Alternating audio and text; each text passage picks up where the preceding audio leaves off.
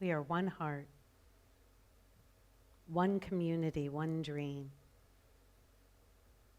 How grateful I am to have the opportunity to be in holy and sacred community at a place called Unity, at a place called Unity Renaissance, where we share agreements. We share agreements about what this life is, about who we are, what we are, how we serve. And it gives us the opportunity to rise in consciousness together. All I know is that I hear the beautiful music, and I experience what I experience when I'm here, when I'm in holy and sacred community, when I'm amongst my loved ones. And then how do I jive that with the world? How do I go out in the world then and maintain the agreements that we've made here, that there's only one power, one presence, one life, one love, that it's within each of us, it's everywhere present, that everything that appears to be unlike it is not a reality, is not an enduring truth, and that the only truth that there is in this experience is that I am one with God, Creator, one with love, one with all that is, and one with all of you. And yet we appear to have separate bodies, do we not? And we appear to be dreaming separate dreams, do we not, at times? And so in our teaching, or the way I have approached the teaching over many years, is sometimes I can be very serious about the teaching. But the scripture tells us that we must become as little children in order to enter the kingdom or queendom of heaven. Heaven, as I identify, is the realm of ever-expanding good. It's the realm of harmony and love. It is the truth and the enduring reality. And so I must humble myself, my human self, my egoic self, my adult self, myself, the aspect of myself that must suit up and show up in a world that sometimes feels like hell, or sometimes feels contrary to what we speak and teach here. And so what the heck is going on, my beloveds? What is going on, and how do we reconcile that day to day? Well, I say that sometimes we just have to lighten up and have a little bit of fun, childlike fun. Because if we imagine that we were all little children playing in the kingdom, queendom of heaven, in our whole vision is about spiritually awakening, all I can imagine is that somehow, somewhere, we fell asleep. And somehow, somewhere, we're dreaming a dream. And somehow, somewhere, we took our play, our imagination, seriously. And we got stuck in a dream. It's in our childlike, songs that we sing as children. And so I have invited, what are your names? Boyd and Brittany to play with me in this experience with all of us. And so I'm going to invite you guys up. I'm going to have one of you stand here and one of you stand here. And oh, you're going to take that side, okay. And then we are going to, this half is on Boyd's team, right? Raise your hand. And this half is on Brittany's team. Hold on a minute, wait. Let's try this again. You're on my team.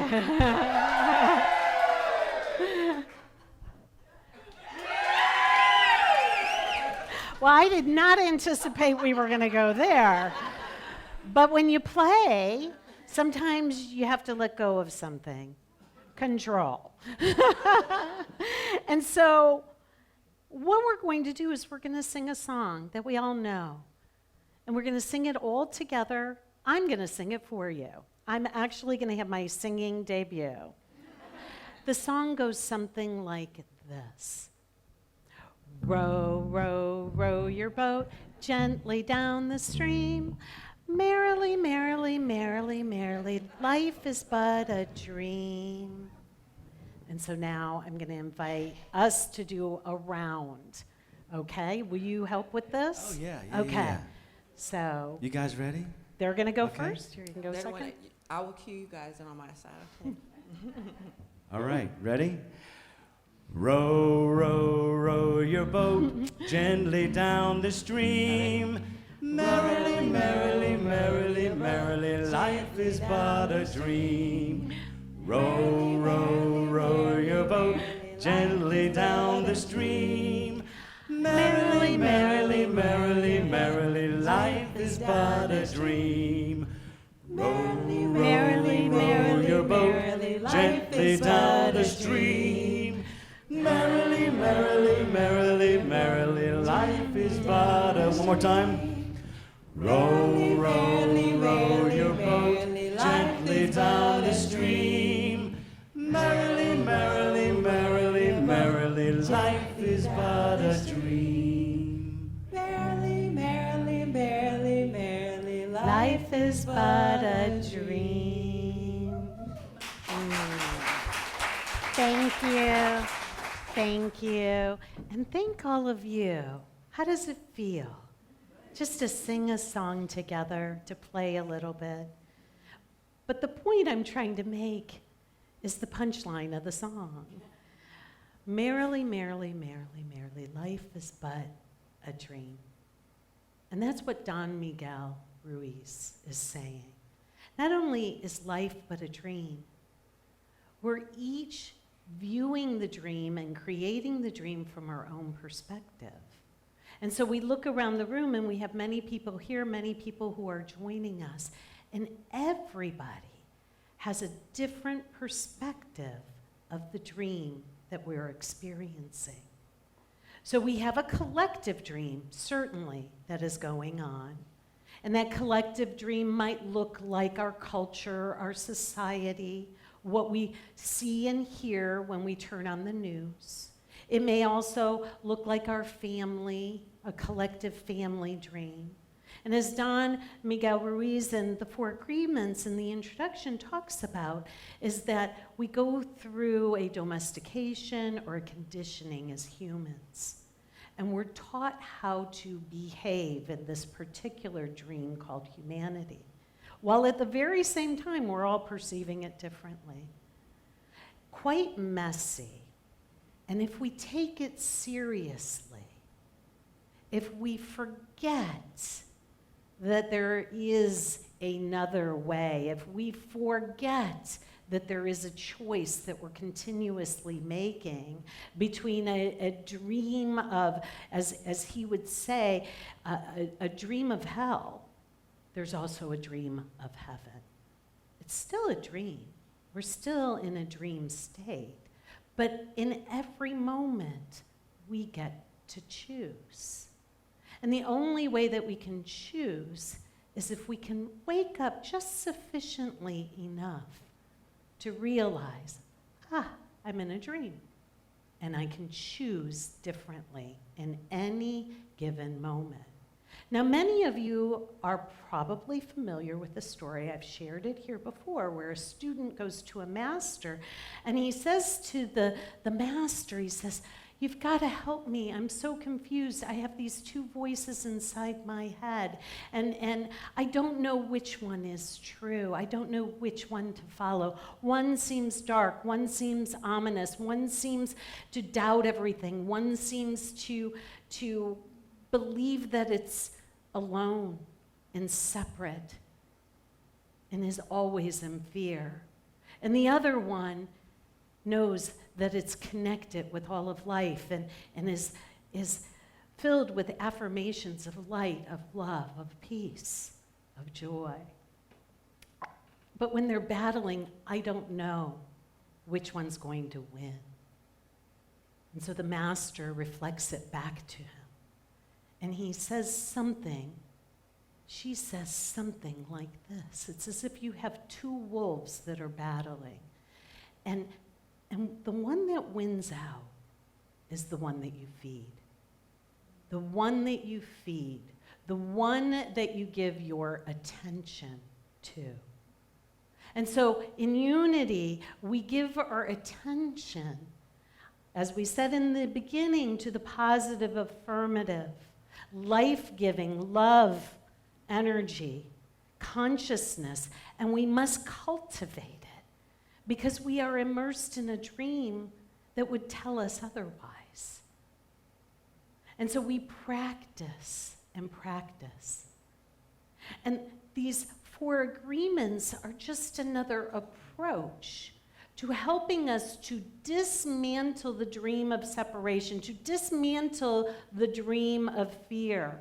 Because those dreams, that dream, is built upon a network of agreements that we have, on some level, been conditioned, domesticated to believe and to accept as true. Now, we can choose when we can remember this. We can begin to choose other agreements. And we're given 4 agreements to choose from, to begin to practice. And every time we make an agreement, we're letting go of prior and previous agreements. So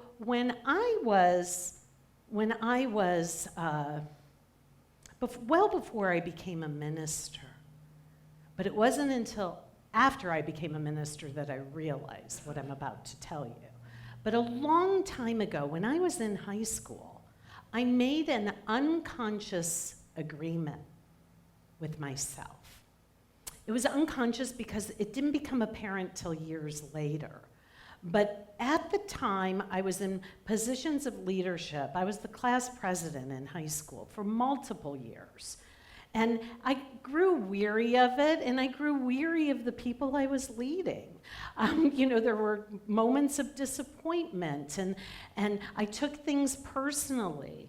And when I did, I wasn't happy any longer in my position.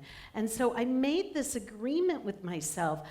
And I said that I'm just not going to be in positions of leadership. And so I went through my whole sales career.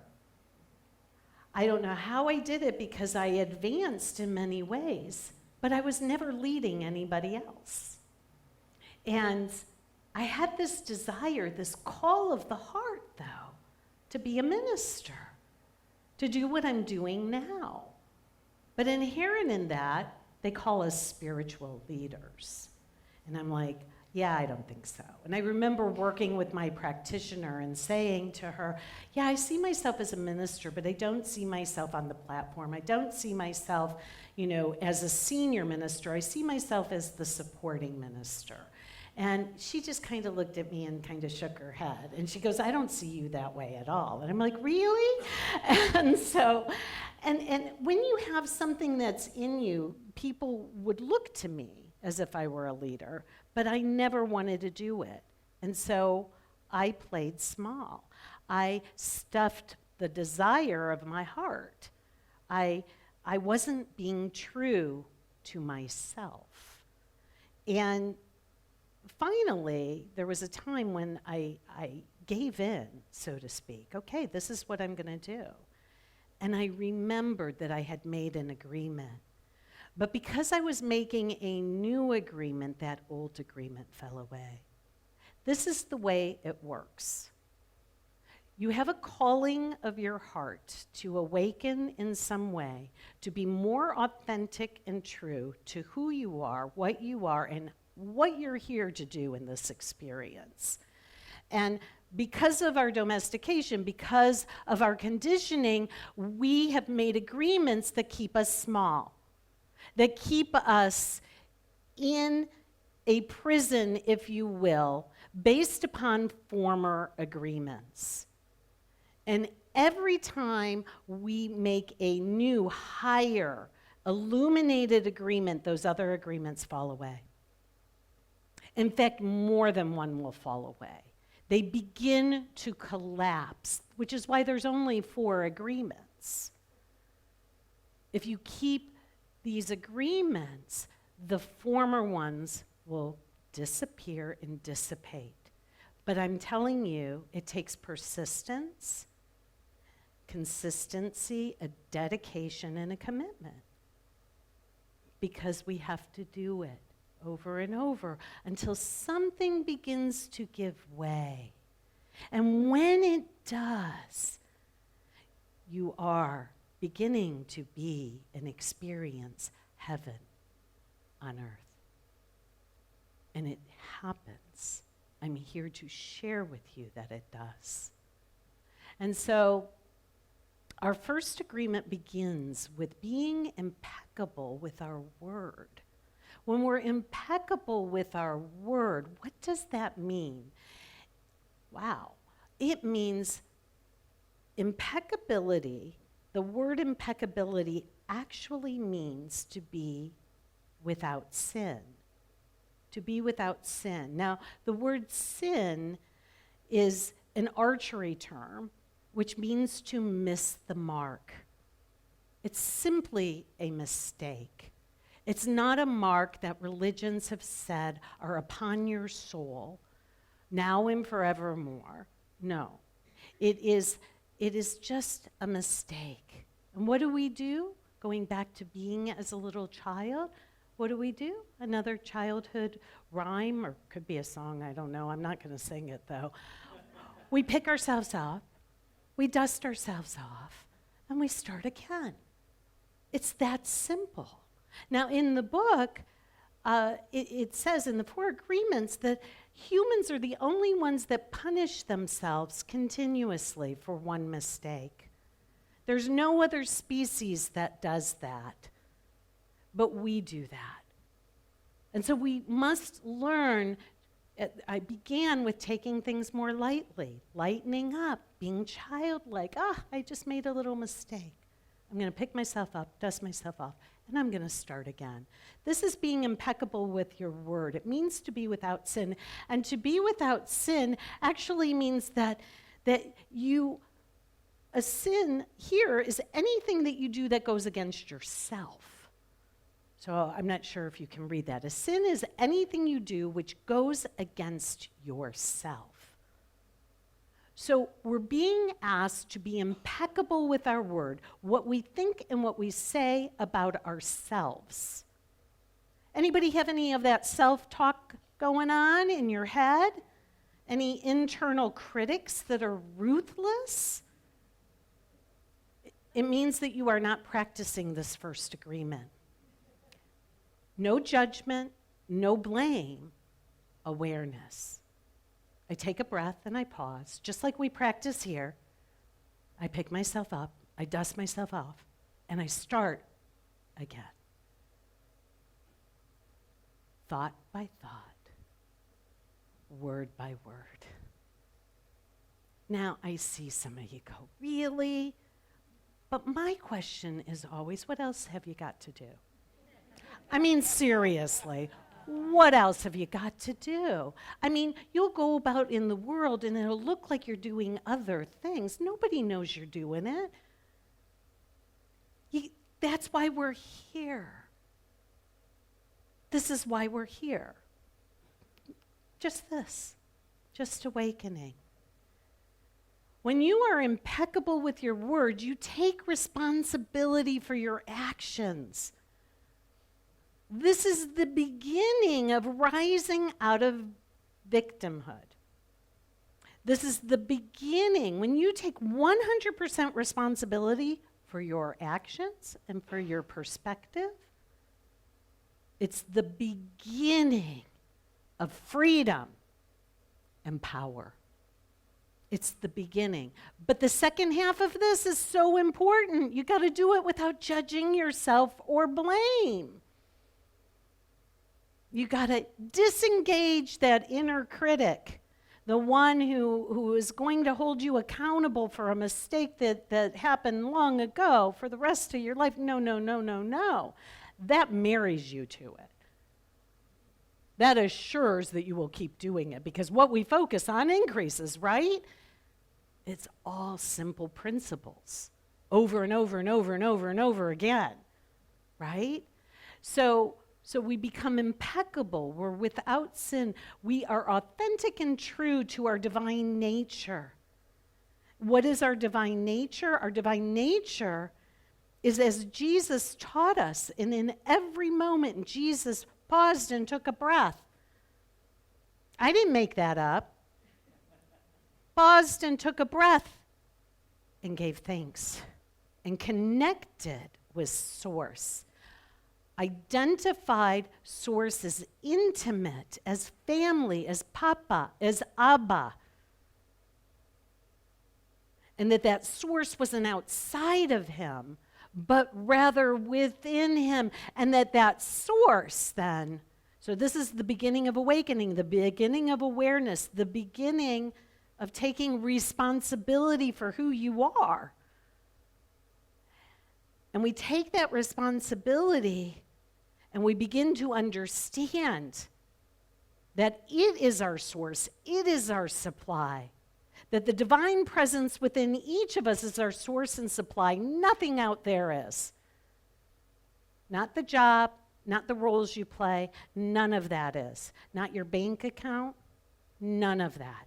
There is a divine presence that you are, that I am, that is the source of everything. And when we cultivate this, we know our fulfillment is assured. And you don't need to go seeking, looking. You just be. You be it.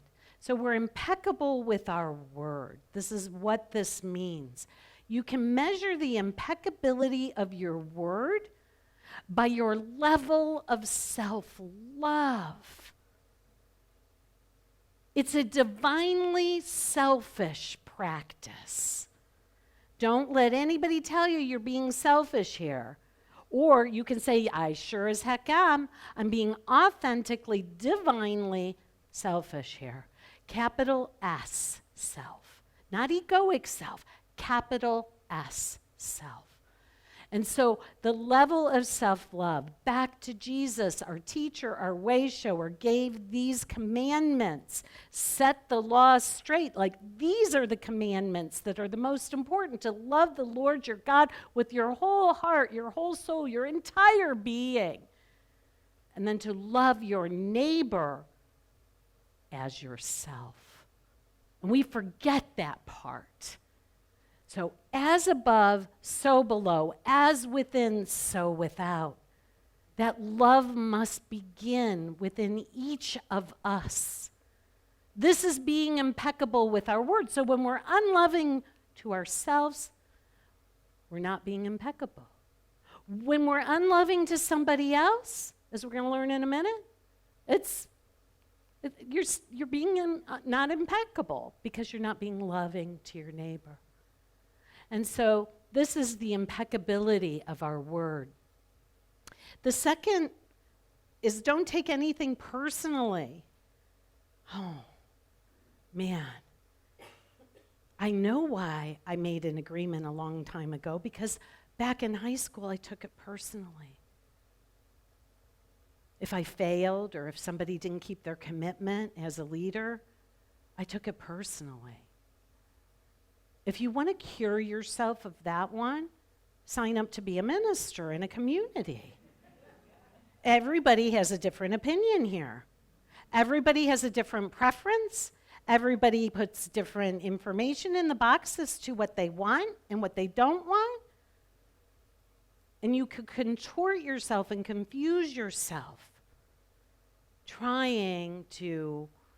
Who's the little, I'm in a kid mode. Who's the little green, I don't know why I look at you, Boyd. Who's the little Gumby character, the green guy that bends all around? Is it Gumby? I got that one right? It's a Gumby. And, you know, you can't do it. this is your only concern.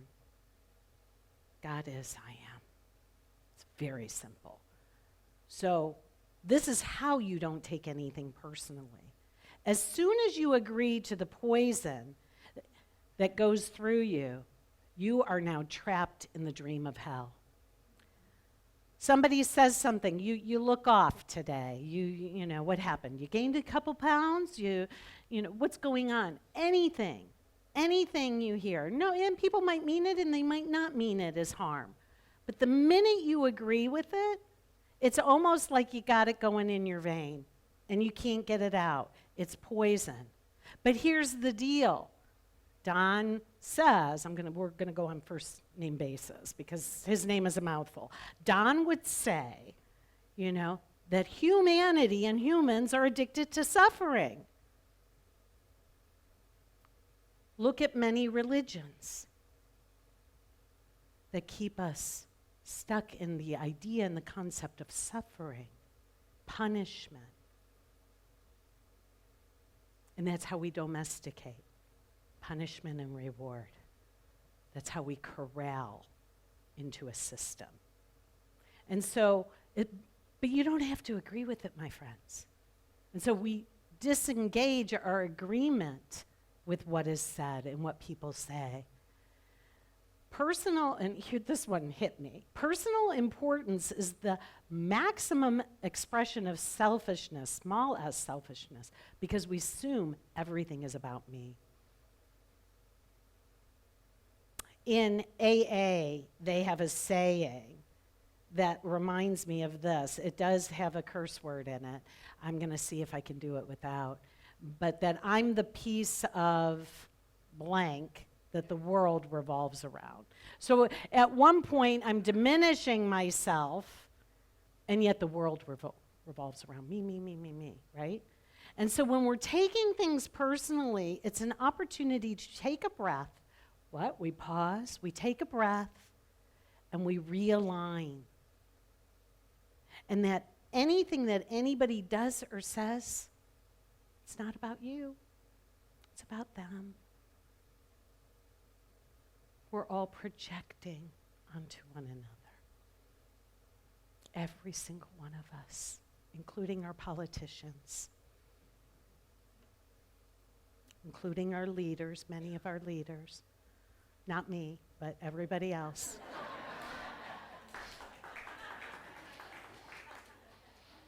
Okay? It's all a projection. But we meet the projection rather than with anger and defense, with compassion. Because the projectile means that they feel that they need to defend themselves. They're afraid. And anytime you throw a projectile, a judgment, a blame, a criticism, it's about you. And you can meet it with compassion because you're just afraid in some way. Okay? Okay. All right. Nothing other people do is because of you. We're not responsible for other people's actions, but we do take 100% responsibility for our own.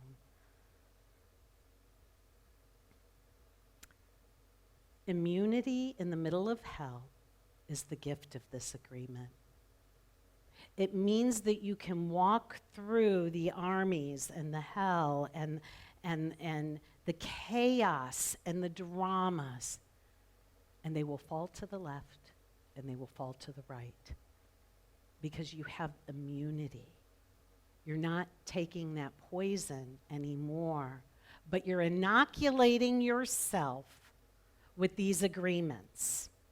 You're vaccinating yourself with these agreements, which lead to an immunity which is natural. It's your aboriginal natural nature. And if you practice these first two agreements, I don't know anything that has this kind of success rate. 75% of the teeny tiny little agreements that you think you have to sit on the therapeutic couch for the rest of your life to figure out and pull apart and examine. No, you just do these first two things day by day, moment by moment, choice by choice, and all of that just goes away. It's going to save you lots of money. It does, I'm telling you. And not to poo-poo that, there's a time and a place for everything. I'm just saying, 75% that has kept you trapped in hell. Take a breath with me here. Which wolf wins? We choose now whom we serve. We choose now what we serve. And all we do is give our attention and focus to God is. Whew, I am. As above, so below. As within, so without. And one by one, moment by moment, agreement by agreement, merrily, merrily, merrily, life is but a dream, but it's but a happy dream.